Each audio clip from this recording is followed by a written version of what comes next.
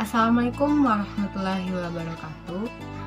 Kenalkan, saya Ega Miftanur Syafitri dari Prodi Pendidikan Bahasa Indonesia Universitas Negeri Padang dengan NIM 1901655 akan mempresentasikan terkait alat evaluasi dalam pembelajaran bahasa Indonesia. Mata kuliah Perencanaan Pembelajaran Bahasa Indonesia yang diampu oleh Dr. Anda Ermawati Arif, MPD. Selamat. Baiklah, yang pertama yaitu hakikat evaluasi pembelajaran bahasa Indonesia.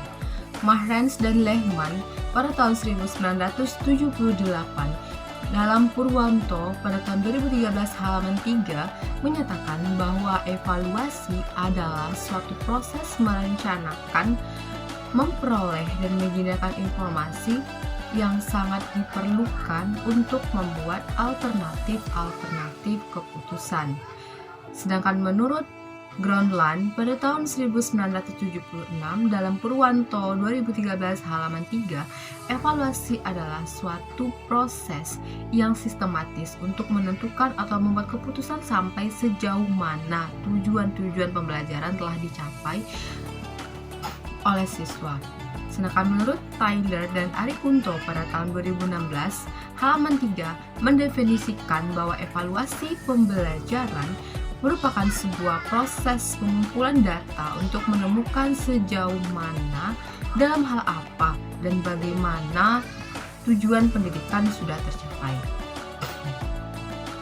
Berdasarkan pendapat-pendapat ahli di atas, dapat ditarik kesimpulan bahwa evaluasi pembelajaran adalah sebuah proses yang dilakukan untuk menganalisis tingkat pemahaman peserta didik terhadap pembelajaran yang telah berlangsung dengan menggunakan beberapa tes dan uji. Dua yaitu jenis-jenis alat evaluasi. Yang pertama yaitu tes. Menurut Aswawi pada tahun 2004, tes adalah alat atau prosedur yang dipergunakan dalam rangka pengukuran dan penilaian. Sedangkan menurut Brown pada tahun 2003, tes dapat digunakan untuk mengukur banyaknya pengetahuan yang diperoleh individu dari suatu bahan pelajaran terbatas pada tingkat tertentu.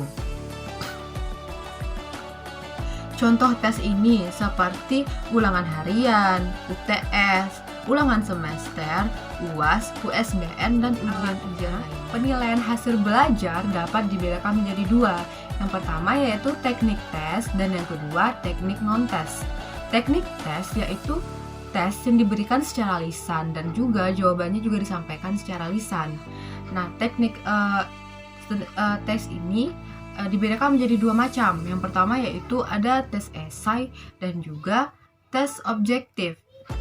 Tes esai atau tes uraian adalah pertanyaan yang menuntut siswa menjawabnya dalam bentuk menguraikan, menjelaskan, mendiskusikan, membandingkan, memberikan alasan, dan bentuk lain yang sejenis sesuai dengan tuntutan pertanyaan dengan menggunakan kata-kata dan bahasanya sendiri. Tes uraian itu terbagi atas 3. Yang pertama yaitu uraian bebas, yang kedua uraian terbatas, dan yang ketiga uraian berstruktur. Uraian bebas, jawaban siswa tidak dibatasi, bergantung pada pandangan siswa itu sendiri karena pertanyaannya bersifat umum. Sedangkan uraian terbatas, pertanyaan telah diarahkan kepada hal-hal tertentu dan ada pembatasan secara tertentu. Pertanyaan sudah lebih spesifik pada objek tertentu. Sedangkan uraian terstruktur merupakan soal yang jawabannya berangkai antara soal pertama dengan soal berikutnya. Sehingga jawaban di soal pertama akan mempengaruhi benar salahnya jawaban di soal berikutnya. Data yang diajukan biasanya dalam bentuk angka, tabel, grafik, gambar, bagan, kasus, bacaan tertentu, diagram, dan lain-lainnya. Tes objektif. Nah, tes objektif terdiri dari beberapa bentuk, yakni bentuk pilihan benar salah, berganda dengan berbagai variasi, menjodohkan, dan isian pendek atau melengkapi. Tes objektif adalah tes yang dalam pemeriksaannya dapat dilakukan secara objektif. Dalam penggunaan tes objektif, jumlah soal yang diajukan jauh lebih banyak daripada tes esai. Tetapi tes objektif ini ada pilihannya. Misalnya seperti ini. Apakah yang dimaksud dengan teks berita misalnya? Nah, nanti pada option A, teks berita adalah titik dan seterusnya. Teknik non-tes. Teknik non-tes digunakan untuk menilai hasil dan proses belajar yang masih sangat terbatas jika dibandingkan dengan penggunaan tes dalam menilai hasil dan proses belajar. Teknik non-tes ini terdiri dari beberapa jenis. Yang pertama yaitu wawancara. Wawancara adalah suatu metode atau cara yang digunakan untuk mendapatkan jawaban dari responden dengan jalan tanya jawab secara sepihak. Yang kedua yaitu kuesioner. Kuesioner sering disebut juga sebagai angket. Kuesioner adalah sebuah daftar pertanyaan yang harus diisi oleh orang yang akan diukur atau responden. Yang ketiga yaitu observasi. Observasi adalah suatu teknik yang dilakukan dengan cara mengadakan pengamatan secara teliti serta pencatatan secara sistematis. Selanjutnya yaitu daftar cek atau checklist. Daftar cocok adalah deretan pernyataan yang biasanya singkat-singkat di mana responden yang dievaluasi tinggal membubuhkan tanda centang di tempat yang sudah disediakan. Selanjutnya yaitu skala. Skala adalah alat yang digunakan untuk mengukur nilai, sikap, minat, dan perhatian yang disusun dalam bentuk pertanyaan untuk dinilai oleh responden dan hasilnya dalam bentuk rentangan nilai sesuai dengan kriteria yang ditentukan. Dan yang terakhir yaitu sosiometri. Sosiometri adalah untuk mengetahui kemampuan siswa dalam menyesuaikan dirinya, terutama hubungan sosial dengan teman, yaitu asesmen. Johnson pada tahun 2002 menyejajarkan makna pengukuran dan asesmen, yaitu suatu kegiatan mengumpulkan informasi tentang kualitas dan kuantitas perubahan siswa, kelompok, atau guru.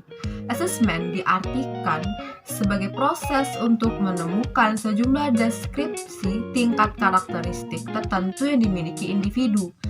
Sedangkan menurut Brown pada tahun 2003, halaman 5 mengungkapkan bahwa asesmen adalah proses berkelanjutan untuk mengumpulkan data pembelajaran.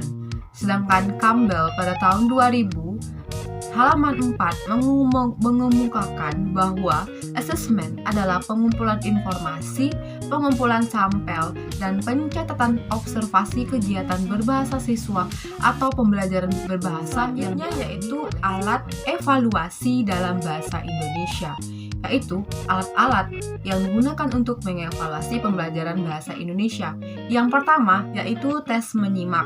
Tes menyimak bertujuan untuk menilai kemampuan siswa dalam memahami isi makna. Bentuk-bentuk tes menyimak diantaranya dengan simak ulang, melengkapi, dan menjawab pertanyaan dari wacana lisan. Yang kedua yaitu tes berbicara. Tes berbicara dimaksudkan untuk mengukur kemampuan berbahasa lisan anak dalam mengucapkan bunyi bahasa, menyampaikan ide, pikiran, dan perasaan ketika berkomunikasi dengan orang lain. Bagi kelas-kelas awal, keterampilan yang diujikan tentu saja masih sederhana. Oleh karena itu, tes yang dapat digunakan untuk keperluan tersebut diantaranya ucap ulang, uraian lisan, membuat dan menjawab pertanyaan dari suatu wacana, percakapan, diskusi, memberikan atau mendeskripsikan, dan reka cerita gambar. Selanjutnya yaitu tes membaca. Tes membaca di kelas awal dimaksudkan untuk menilai kemampuan siswa mengenal, merangkaikan huruf, dan membacanya menjadi satuan yang bermakna, serta memahami maksudnya.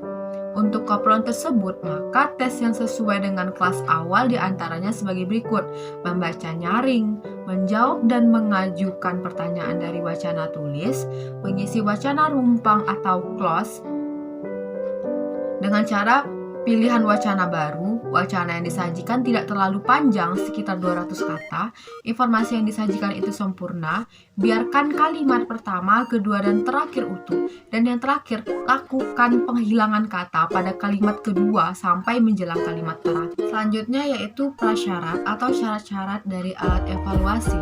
Penilaian kegiatan belajar mengajar dengan program pendidikan akan dapat mencapai tujuan yang diinginkan secara teliti apabila alat ukur yang dipakai memenuhi kriteria atau syarat-syarat alat ukur yang baik dan benar, diadministrasikan secara baik, dan diolah secara objektif menurut kriteria yang tepat. Alat ukur yang baik hendaklah memenuhi beberapa syarat-syarat. Yang pertama yaitu valid. Suatu alat ukur dikatakan valid atau mempunyai validitas yang tinggi apabila alat ukur itu betul-betul mengukur apa yang ingin diukur. Validitas berasal dari kata validity yang mempunyai arti sejauh mana ketepatan dan kecermatan suatu alat ukur dalam melakukan fungsi ukurannya. Pendapat tersebut berdasarkan Azwar pada tahun 1986. Yang kedua yaitu reliable. Suatu tes yang valid adalah reliable, tetapi suatu tes yang reliable belum tentu valid. Reliabilitas suatu tes menunjuk kepada ketetapan konsistensi atau stabilitas hasil tes suatu ukuran yang dilakukan. Yang ketiga yaitu objektif.